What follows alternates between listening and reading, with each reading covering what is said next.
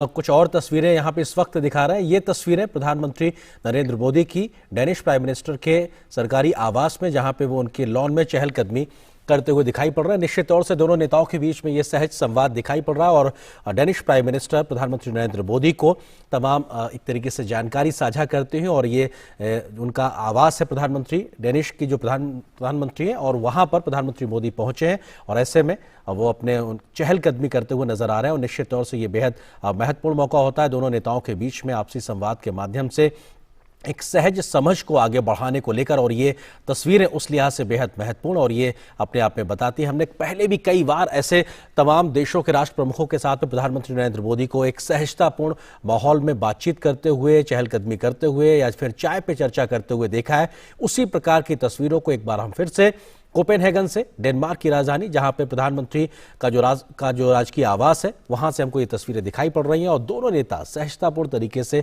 आपसी संवाद करते हुए। ये तस्वीरें अपने आप में बेहद महत्वपूर्ण, क्योंकि कई बार ऐसे पहले मौके हमने देखे हैं जब प्रधानमंत्री मोदी की भारत में किसी राष्ट्र प्रमुख के साथ में इस प्रकार की तस्वीरें, या फिर जब वो कहीं विदेशी दौरे पर होते हैं तो इस प्रकार की एक सहज संवाद की स्थिति देखने को मिलती है।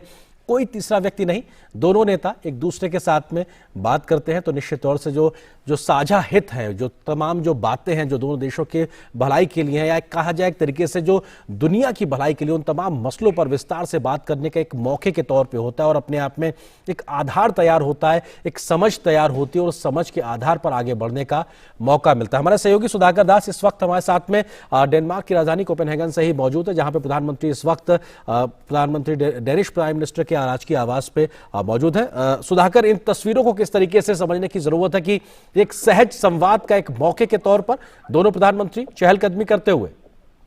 बिल्कुल आर्यन, आपने सही कहा। और भारत डेनमार्क रिश्तों की एक नई तस्वीर है, ये नई एक तरह से नया अध्याय है आप कह सकते हैं। ये सिर्फ केमिस्ट्री नहीं है, बल्कि ये दोस्ती की एक नई इबारत लिखी जा रही है। जिस सहज तरीके से दोनों नेता संवाद कर रहे हैं, और हम देख सकते हैं कि एक इनफॉर्मल तरीके से, और ये एक दूसरे को समझने समझाने की कोशिश।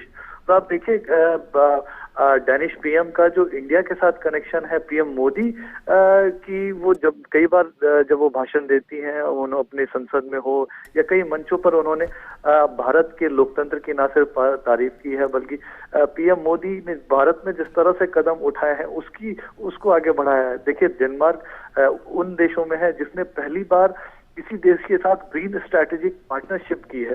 तो बहुत महत्वपूर्ण ये संवाद। और भारत को लेकर अगर निजी तौर पर डेनिश पीएम के नजरिए से आप देखें तो उनकी बेटी साल 2019 में स्टूडेंट एक्सचेंज प्रोग्राम पर भारत आई थी, केरला आई थी और काफी खुश होकर लौटी थी। लगातार पीएम फ्रेडरिक्सन पीएम मोदी को, चाहे उनकी चुनावी जीत हो या अन्य अवसरों पर, उनको बधाई देती रही हैं। तरह से बहुत गहरा संवाद उन दोनों के बीच होता रहा है। कोविड के दौरान काफी बार संवाद हुआ दोनों नेताओं के बीच। कोविड के बाद अगर कोई फर्स्ट लीडर जिसने इंडिया विजिट किया था तो वो डेनिश पीएम थी। तो आप समझ सकते हैं कितना आत्मीय संबंध दोनों नेताओं के बीच है। और जाहिर तौर पर इस संबंध की वजह से भारत डेनमार्क रिश्तों को एक तरह से न सिर्फ मजबूती मिल रही है, बल्कि एक नया अध्याय भी उसकी वजह से लिखा जा रहा है। जी जी आर्यन। सुधाकर, ये जो एक आपसी समझ होती है दो देशों के राष्ट्र प्रमुखों के तौर पे, जब वो एक सहज संवाद करते हैं, ये कितना एक मददगार एक आधार तैयार करता है उस ठोस बातचीत के लिए जो अब से कुछ देर बाद शिष्टमंडल स्तर के आधार पे होगी। क्योंकि एक नेताओं के बीच की समझ, देशों के एक दूसरे की जो हित है उसके बारे में, एक दूसरे के बारे में कंसर्न्स को समझना, ये एक तरीके से मौका देता है आगे बढ़ने के लिए, जमीन तैयार करने के लिए।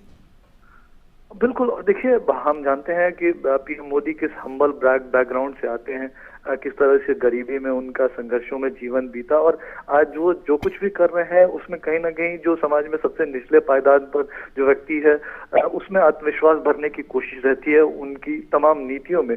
और अगर डेनिश पीएम की भी बात करें आर्यन, तो वो भी काफी हम्बल बैकग्राउंड से रही हैं। उनके पिता एक टाइपोग्राफर थे, उनकी माताजी एक टीचर थी। तो निश्चित तौर पर ये दोनों ऐसे नेता हैं जो जमीनी जो समस्याएं हैं उनको समझते हैं, उनको दूर करने का तरीका जानते हैं। और शायद यही वजह है कि दोनों नेताओं के बीच इस तरह की एक जो बेहतर केमिस्ट्री बनी है। और निश्चित तौर पर लगातार 2020 में ग्रीन स्ट्रेटेजिक पार्टनरशिप भारत के साथ हुआ था डेनमार्क का। उसके बाद साल 2021 में डैनिश पीएम ने भारत विजिट किया था। हमने देखा कि किस तरह से अगले 5 वर्षों के लिए ग्रीन स्ट्रेटेजिक पार्टनरशिप को आगे बढ़ाया जाए, उसमें क्या short term long term goals हो सकते हैं उसको तय किया गया है।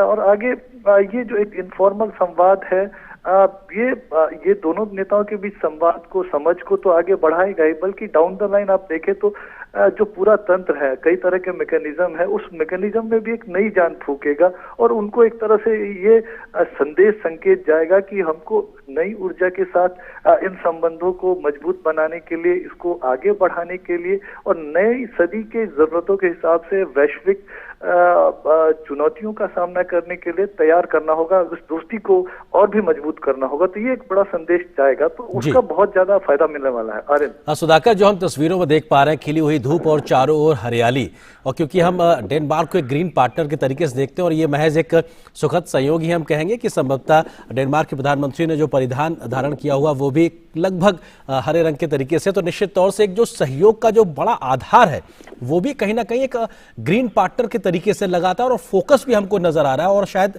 ज्यादा बड़ी हम तरीके से हेडलाइन भी उसी नजरिए से देखेंगे जहां पे ग्रीन कोऑपरेशन में एक बढ़ते हुए सहयोग को हम देख पाएंगे। जी बिल्कुल। और अब देखिए आनंद, एयरपोर्ट पे किस तरह से डैनिश पीएम वो पहुंची, उन्होंने पीएम मोदी का स्वागत किया। घर पर वो अपने हस्बैंड के साथ, पति के साथ उन्होंने पीएम मोदी को रिसीव किया। तो वो कोई भी मौका नहीं छोड़ना चाहती हैं। पीएम मोदी कंफर्टेबल रहे। एक तरह से देखिए, जरूर ये दौरा औपचारिक होता है, लेकिन ये एक अनौपचारिक मुलाकात। आप किसी घर पर किसी अतिथि को बुलाते हैं तो आप कोई कसर नहीं छोड़ना चाहते हैं कि अतिथि के स्वागत में, सम्मान में, और शायद यही चीजें हम इस वक्त देख रहे हैं। और जाहिर तौर पर इस संवाद का जो बहुत असर, अब हम जानते हैं कि अगर जब पर्यावरण की बात होती है, आज जब क्लाइमेट चेंज की बात होती है, वैश्विक चुनौतियों की इससे रिलेटेड बात होती है, तो भारत की बात होती है, पीएम मोदी की बात होती है। पेरिस समझौते को जिस तरह से लेटर स्पिरिट में भारत ने आगे बढ़ाया है, जिस तरह से पीएम मोदी का कमिटमेंट रिन्यूएबल एनर्जी को लेकर है, सिर्फ कमिटमेंट ही नहीं है, भारत ने 2022 तक के जो रिन्यूएबल एनर्जी के लक्ष्य को चाहे हासिल किया हो, चाहे साल 2030 तक 40% से ज्यादा जो रिन्यूएबल एनर्जी का जो कंपोनेंट ऊर्जा एनर्जी सिक्योरिटी में रहने वाला है, तो एक बहुत महत्वपूर्ण है। तो एक तरफ इंटरनेशनल सोलर अलायंस जैसे गठबंधन है, CDRI जैसे गठबंधनों को भी आगे बढ़ाया जा रहा है। तो बहुत महत्वपूर्ण, पीएम मोदी ये जो प्रयास कर रहे हैं सिर्फ भारत के लिए नहीं, नए भारत, आत्मनिर्भर भारत के लिए नहीं है, बल्कि दुनिया को भी ये एक तरह से रास्ता दिखा रहा है। और शायद ये बात डेनमार्क के लोग, डेनमार्क के जो लीडर्स हैं इस बात को समझते हैं। वो निश्चित तौर पर बहुत अहम मुलाकात जी। जाहिर तौर पर अभी जो बातचीत हो रही है, तो मुझे जरूर लगता है कि द्विपक्षीय संबंधों को लेकर बातचीत तो हो ही रही होगी, बल्कि एक तरह से अब कैसे एक और नई चांद फूंक सकते हैं। एक नई शुरुआत पहले ही हो चुकी है, और लेकिन उसकी रफ्तार और कैसे बढ़ाई जा सके, उसमें और भी एलिमेंट्स कैसे जोड़े जा सके, उसकी चर्चा हो रही होगी। सुधाकर, आप हमारे साथ बने रहिए। खास मेहमान हमारे साथ विवेक मिश्रा जी भी बने हुए, फेलो ORF के। विवेक जी, किस तरीके से आप इन तस्वीरों को समझने की कोशिश करते हैं, क्योंकि एक दो नेताओं के बीच में जब आपसी सहज संवाद दिखाई पड़ता है तो तमाम मसलों पर एक समझ को विकसित करने के एक मौके के तौर पे भी होता है, और प्रधानमंत्री मोदी को डेनिश प्राइम मिनिस्टर द्वारा अपने घर पर रिसीव करना, ये भी अपने आप में एक दिखाता है कि साहब किस स्तर पे डेनमार्क भारत के प्रति उत्सुक नजर आ रहा है उसके साथ सहयोग बढ़ाने को लेकर। विवेक जी। जी, अब देखिए, पर्सनल केमिस्ट्री और विदेश नीति, इनको साथ लाना, ये मोदी साहब ने काफी बार बहुत ही अच्छे से किया है। आपको अगर याद होगा, बराक ओबामा आए थे तो उन्होंने हमें लग रहा है कि वहां पे बहुत सीरियस बातें चल रही हैं, हो सकता है चल रही हैं, लेकिन ओबामा को उन्होंने ये भी पूछा था, ओबामा ने मोदी साहब से ये भी पूछा था कि आप कितने घंटे सोते हैं। तो इनफॉर्मल कम्युनिकेशन से ये होता है कि एक आइस ब्रेकिंग हो जाती है, और बाकी डेलीगेशंस जो है उसमें सीरियस एजेंडा है ही, लेकिन उस बात के अलावा एक पर्सनल केमिस्ट्री जो है, यहीं पे उसकी नींव रखी जाती है, जो पीपल टू पीपल रिलेशंस है।